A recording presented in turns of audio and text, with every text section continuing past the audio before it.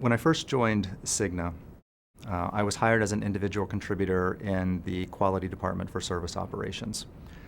I had a Six Sigma background and I was working for a competitor in quality improvement and change management. In that job, I was responsible for helping to improve claim and call quality within the service operations group.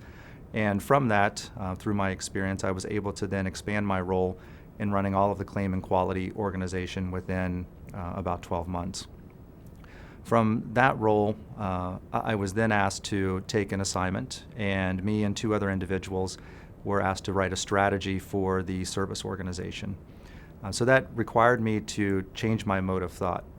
I had to step out of a day-to-day sort of production environment, dealing with issues, and begin to look at the organization a little bit more broadly, and allowed me to take a step back and say, what are the big things that are impacting the organization, and how do we use those things to improve our overall service opportunity.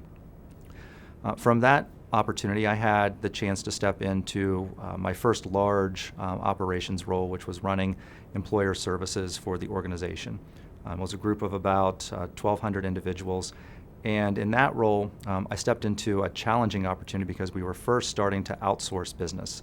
So within the first 3 weeks of that role, I had to stand in front of 60 people and tell them that they were losing their jobs because we were outsourcing those jobs to another country. That was a very difficult time. Telling people that they're losing their jobs is not anything that's easy, and it's not fun, but it's something that we deal with today in our business culture.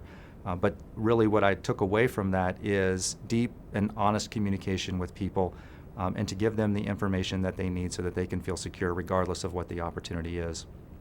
That role continued to expand. I then was running the claim operation as well.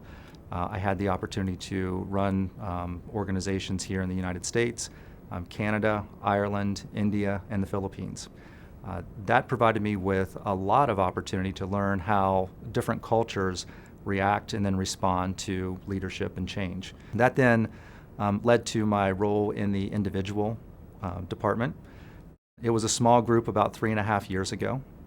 It was a group that was under a lot of transition. Reform had just been announced and we needed to figure out what the strategy was. One of the things that I often say is you really need to understand what your strengths are in order to build beyond your strengths and learn new opportunities. I know that I'm a really good operations person. I wasn't fantastic at building strategy, but the individual role gave me an opportunity to build a strategy for an important part of the business.